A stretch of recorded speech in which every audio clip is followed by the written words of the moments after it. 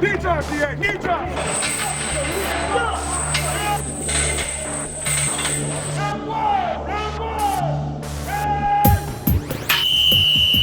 People like to talk about what we do and define what we do as strength and conditioning. At University of North Texas, we refer to it as football performance. We like to have a four-level approach to what we're doing. Obviously, this physical aspect of it is paramount. Getting our guys bigger, faster, stronger, keeping them free from injury. Those types of things are extremely important to what we do and is really the basis for what we do. Work your depth, work your depth. Intensive instruction. We always want every athlete to learn great technique, to be able to demonstrate great technique. Through that, we're going to get the athlete stronger. We're going to keep the athlete safe, which is one of our principles. Prevent injury, develop a mean green mindset. Second to that is psychological preparation. And what that entails is mental toughness, warrior mindset, getting our guys ready to go out and do the things that they need to do, not just on game day, but being a part of the process. A warrior mindset, that's one of the things that we've really enhanced over the past year, is going out and developing a more aggressive mindset, a more disciplined personality. Everything he does is in preparation for what we're going to be doing in that short time span, those short 3 or 4 months in the fall. Getting up at 6 a.m. in the morning and really pushing yourself mentally, they've really focused that on us because you'll see adversity in the game and you learn to fight through it in practice and in training, then you're prepared in the game. During the summer he had the offense-defense line out there and he's working our toughness phase, our mental toughness phase. We're out there in black beanies. We're wearing black toboggans out there in the middle of the summer. And it's not to kill us, it's to get us ready mentally for that. The next two parts become very important when we involve our football staff, the technical and tactical aspects. We do a lot with our guys from a technical aspect in the off-season, particularly in the summertime, working with them on making sure their techniques are sound, and we'll develop a lot of special exercises with our guys in the off-season to make sure that our guys are physically prepared to play the game of football the way we play it here at the University of North Texas. Everything we do is football-oriented. So every movement we have goes over to the field.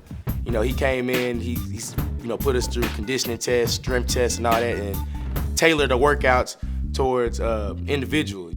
Trice, Big Sean, LaChris, Sarge. The first thing we want to look at is the training age of the player. Now, when a kid walks in the door for our program, we assume a training age is 0, and we call them a pre-developmental athlete. And we have 5 different levels within our program: the pre-developmental, white developmental, green developmental, delta, and elite.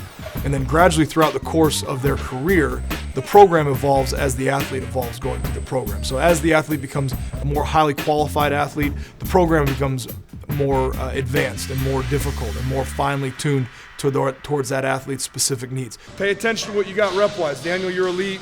Bieber, you're delta. Rod, you're green devil. So pay attention to your set and rep scheme because it's going to be different based off your rank. All with the idea that when we get our guys out on the football field, they're able to utilize those strengths to best suit what their needs are out on the field. And that's where we really work closely with our individual position coach to say, what are 3 to 5 things that you need this guy to be able to do out on the football field? Each coach has different position groups that he oversees. So it helps shrink the group size down and the athlete to coach ratio down, and we can have more specific goals for those position groups. No position group does the same thing. Every position group does a different deal when we're in the weight room. The offense, defensive line, we work a lot of stuff, a lot of explosion stuff, a lot of punching, stuff that you're going to be doing in the game and on practice. Linebackers not doing the same thing as linemen, receivers not doing the same things as running backs. Just tailoring your workout towards a position. If you were to take those individual skills, the cornerback skills compared to the offensive lineman skills, look at the quarterback skills compared to the linebacker skills, and just look at them individually and break down the movements, the way the athlete moves, the way that they play the game of football. Yes, it's all football, but really when you look at it, it's not even the same game. The offensive linemen aren't even playing the same game that the wide receivers are playing. And so it's extremely important that we look at that and we prepare them specifically for that. He's not so much worried about your bench getting up to 450 pounds. He wants you to be able to have a 6-inch punch with as much explosion as possible. We train our guys with specific purpose. We want everything we do in the room, everything we do on the field to have a specific purpose for our players. And we need them to understand that. And that's where that mind-body connection begins to really take effect. It's a mentality now. We have a different mentality. We changed our language, the way that we talk, the way we respond to coaches. He's been trying to inspire cultural change. And he did that with the hit 6, but it's also, he took the whole program from where it was and it's changed everybody's body, mindset, their mentality has changed everything. And so it's extremely important that we have an intelligent approach to the process and make sure that it's well planned and well thought out, and not just going in and having death and destruction type workouts where the guys are going in and getting broken down as much as they possibly can every day. There's a lot of that goes on in other programs across the country. Well, let's see if we can make the guys throw up today. Any idiot can pull anybody off the street and make them throw up. That's not the indication of a good strength and conditioning program or a good performance program. It's not just how much can I bench, how much can I deadlift, how much can I curl. There's so much more to it than that. It's the development of young men. It's taking guys that are still little young boys when they get here and helping us, as we all do, to turn them into grown men, mature men, on the field and off. At the end of the day, I want our guys to be able to walk out on the football field and know that they're the best physically prepared, best mentally prepared football team. I don't care how much the guys bench press. I don't care how much they squat. I care how much they can go out and play. I care that they can go out and execute properly. I care that they can go out and execute and play a full game free of injury and come back and do it again the next week. It's very important. A lot of people don't understand that the importance of the strength and conditioning program is in preventing injuries. And that's one of the main things that we want to do, is we want to prevent injuries. We're going to take care of them when they happen, but we want to prevent them. And that is a huge role that he plays in our summer workout program, as to get our players right, so that puts them in the best position that they are preventing injuries from happening.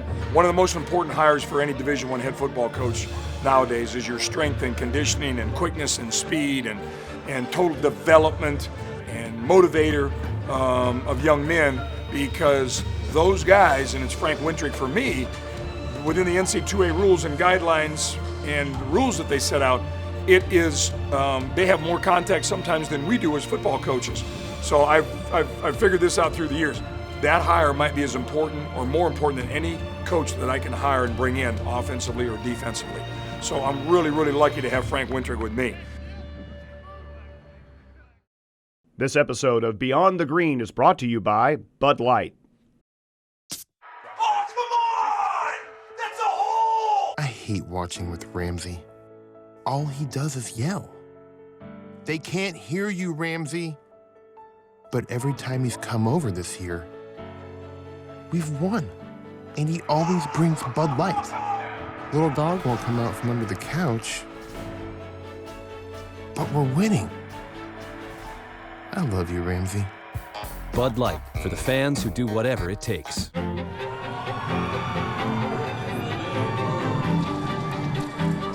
Welcome to UNT. You came to UNT to get an education. We're going to give you an education.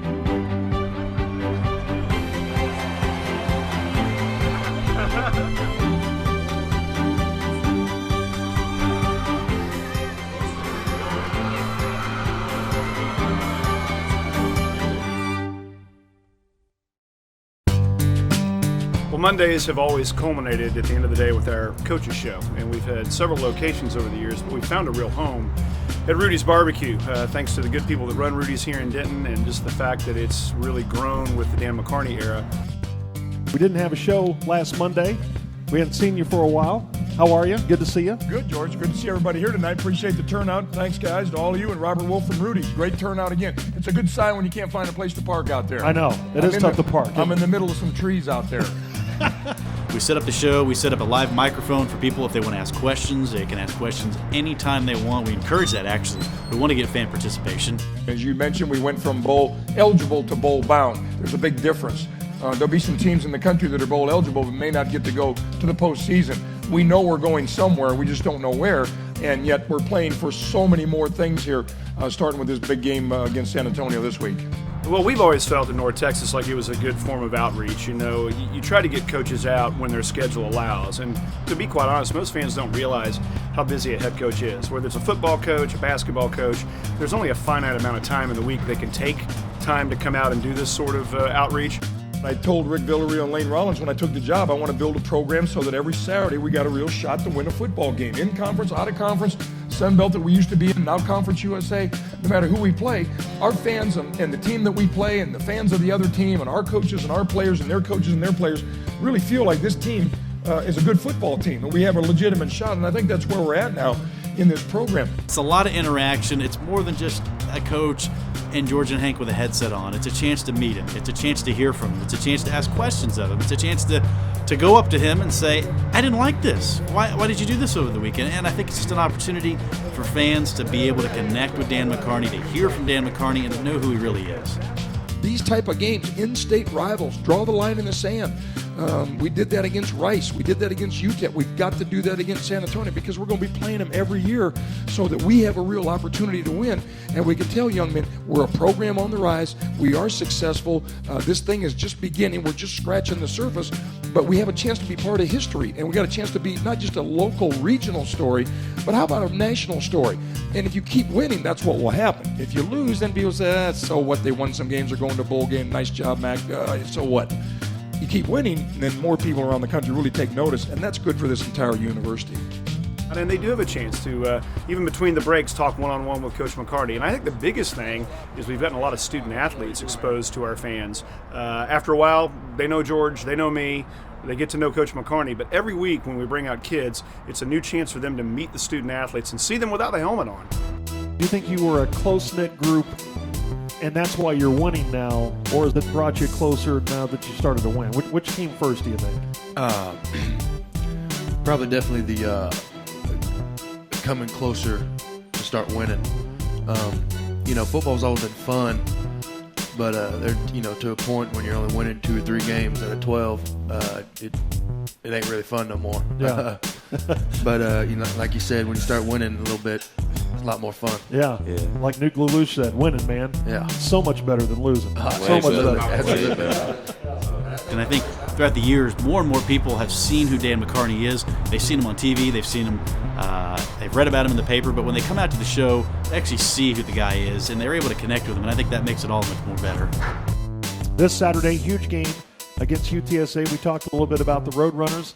We mentioned how this is senior day. It's a big day for 22 seniors on this team. And you really want to be there early on Saturday to recognize these seniors if you're a fan. All 22 of them are going to be introduced. Their families are going to be out there on the field.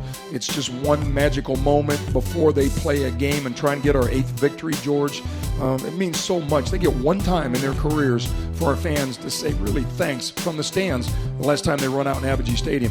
And this isn't just, these guys aren't just running out here just to go play a game.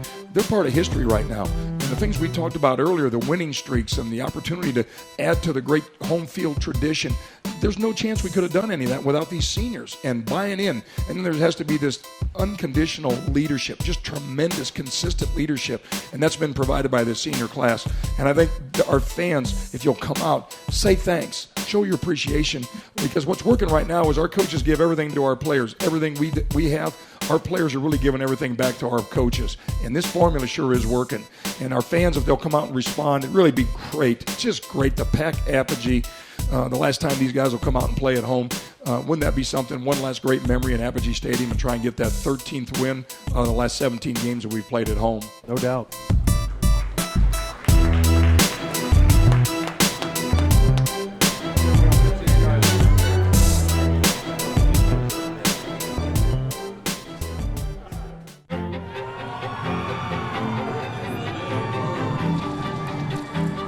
Welcome to UNT.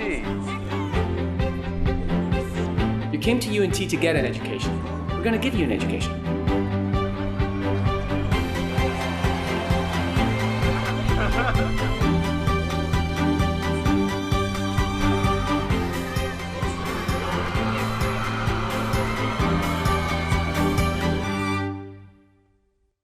For over 375 years, our nation's citizen soldiers have sacrificed, struggled, and triumphed at home and abroad. Through resolve, resilience, and readiness, our Army National Guard continues its proud legacy. As citizen soldiers, we are your next door neighbors. We're your colleagues in schools, offices, and factories. In every corner of America, the Army National Guard is nearby. The Army National Guard,